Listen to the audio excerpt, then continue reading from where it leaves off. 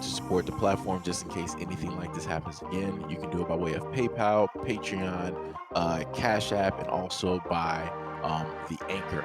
And you can also further support the platform by way of going to the Teespring store or the shoe store that is located in the comment section below.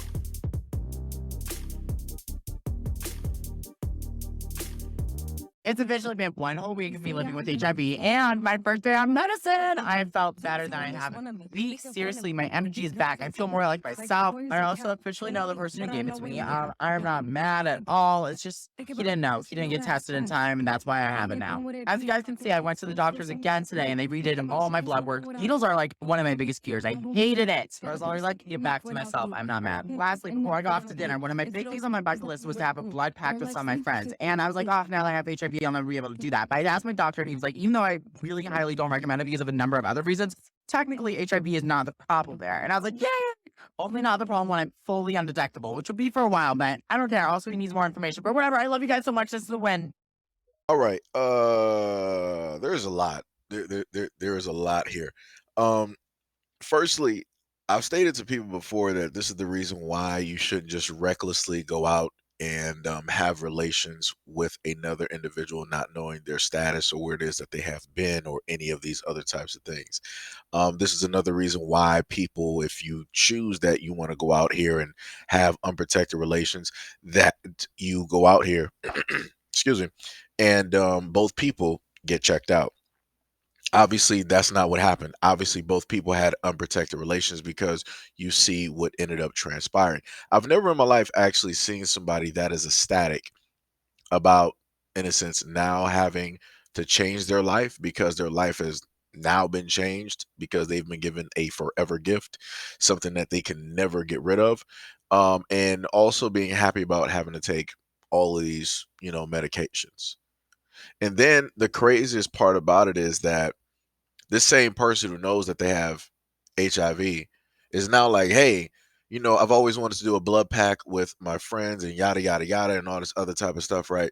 And they're like, well, now I can't do that because of my status. But then went to the doctor, and the doctor said, that's not really, the main majority of your problems. So, in a sense, what this person is stating that, hey, even though I know my status, and I know what's going on in my body, I'm still going to do this. I'm just going to wait until it's not detectable, up until it's quote unquote suppressed.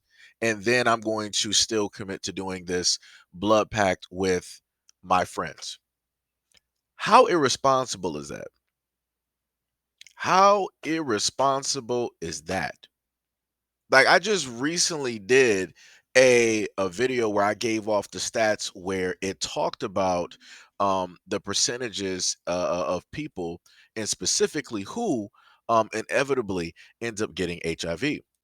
By HIV transmission category, the annual number of HIV infections in 2019 compared with 2015 decreased among males with transmission attributed to male sexual contact, but remained stable among all other transmission categories. In 2019, the largest percentages of HIV infections were attributed to male sexual contact, 66% overall and 81% among males. In 2019, among females, the largest percentage of HIV infections was attributed to heterosexual contact, 83%. Another one. About 13% of people with HIV in the United States don't know it and need testing. Early HIV diagnosis is crucial.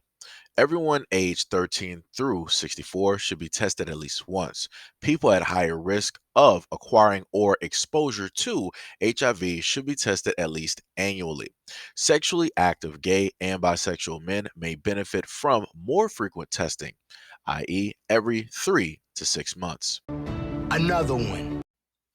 Certain subpopulations with racial and ethnic minority groups are disproportionately affected as well. For example, gay, bisexual, and other men who have sex with men are by far the most affected group in the United States.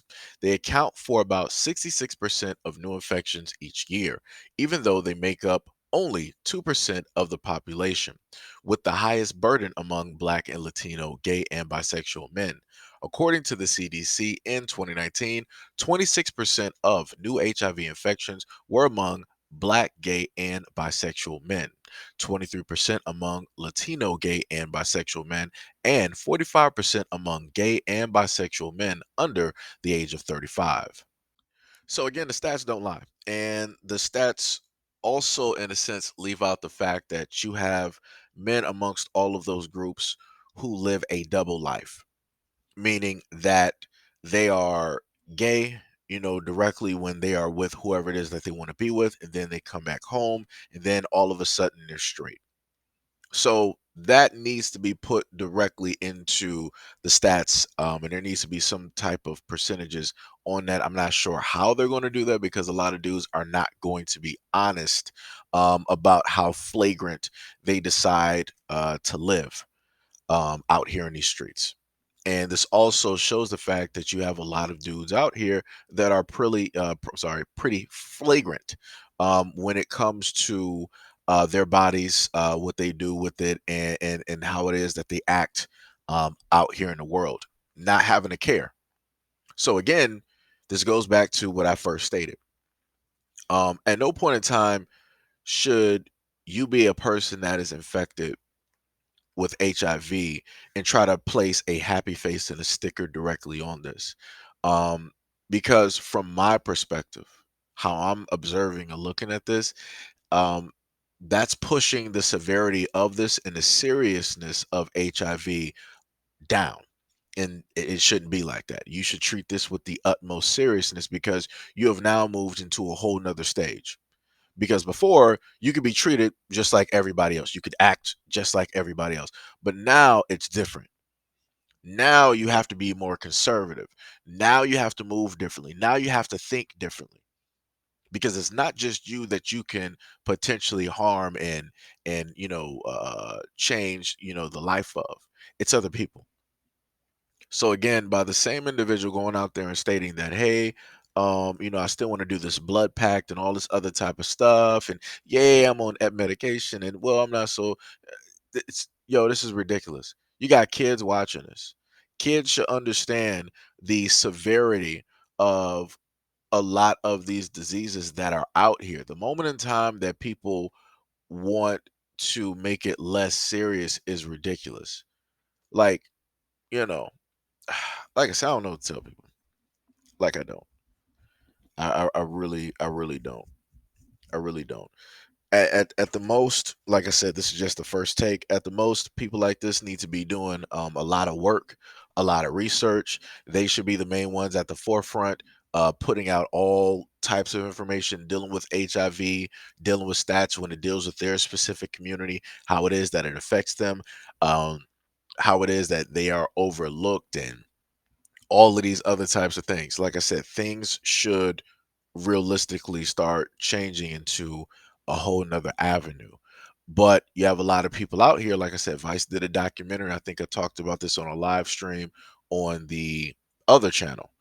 Vice did a documentary when it specifically dealt with um, gay men, and when they would go out to a lot of these parties or these gatherings, and you would just see nothing but all of these guys in one area in one vicinity, and they would go off into a dark corner or whatever it is, and they would start doing things in groups and all this other type of stuff. And like I said before, you had guys amongst them that have HIV, but you couldn't tell because it was suppressed. And you have some out there, like one guy that they interviewed, he said that he was, he knew about his status and different things of that nature, and he makes sure to take precautions and yada yada yada. But then you have other people that are suppressed that don't take precautions because they're like, well, I'm suppressed. It's pretty much like I don't got it, so I'm gonna go out here and do what it is that I want to do. Like I said, I don't know what to tell people because you have too many people in the gay community that don't take this as a serious type of thing. And that's also by way and due to a lot of the medications that are out here that make life easier, that give longevity. Because if it came to a point in time where if it was closer to what the 80s was and the 90s was, people wouldn't be so flagrant out here. people wouldn't be so ready to do things unprotected. They would actually know their status. Also, due to the fact of society now, they don't run commercials like they used to. When I was growing up, they used to run commercials and tell people, like, yo, know your status, stay protected, wrap it up. Like they would have all of these and it would be on repeat. It would be on repeat, just like the truth commercials where they would talk about smoking and doing all of these things. They would have it on repeat. And that would be in your mind. And as soon as like somebody brought up smoking and all this, that tape would sit up there and play. But now they took a lot of those things out of society. So now you have the society that we have now where you got kids that want to vape, where you got people out here still having unprotected relations with other people, catching a variety of things. I guess people forgot about super gonorrhea that was over there in Hawaii at one point. I guess people forgot about that. And they didn't have anything to combat that. You once you got it, you just got it. I guess people just so happen to forgot about monkeypox and how that was just moving about. Right? Like I said before, it just seems that people just really aren't that serious about their bodies and their lives. But the main people who say that they're overlooked and nobody really cares about them, at the end of the day, y'all don't even really care about yourselves because look at how it is that y'all moving out here. Look at the stats. The numbers do not lie. If anything, the numbers might be a little bit suppressed or a little bit off due to the fact that a lot of individuals are not going to be honest.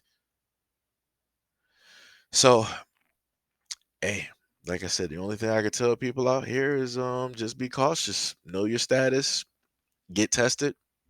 If you want to go out here and be flagrant, then make sure that you go out here and get tested with the same person on the same day or whatever it is. But like I said, some people are impatient and they don't want to wait and they feel like, oh, well, if the person say that they safe and I know that I'm safe, then we're both safe. The only way that y'all both safe is if both people are virgins. That's how you know that don't nobody got nothing because ain't nobody been doing nothing. Other than that, you ain't safe. Treat it like everybody got something. And up until which means go out there and get tested, everybody got something. But nobody wants to do that though. Nobody wants to have that type of mentality when they're walking around here and then, they're doing one night stands or 2 night or 3 night stands or just getting to know somebody and oops, we slept together. Like, man, this is ridiculous. Whatever. I think I care a little bit too much about this.